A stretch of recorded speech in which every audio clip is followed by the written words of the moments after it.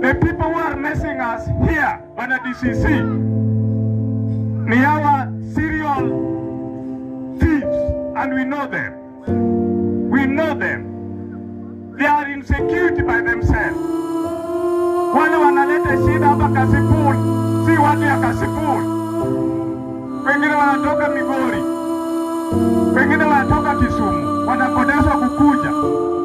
Hata jana saa 2 mkutano ilikuwa Pikadili.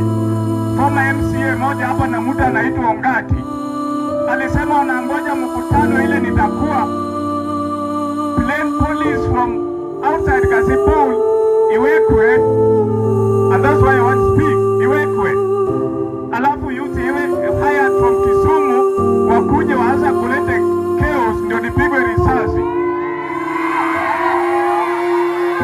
That's a fact. I want to tell my people.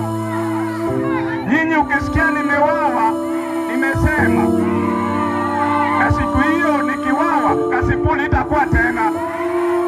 Na siwezi nikawawa kwa sababu natembea na Biblia kwa simu. Natembea na Biblia kwa nini? Kwa simu. Hata nikilala kwa pilo nikishaomba, Biblia iko chini ya pili.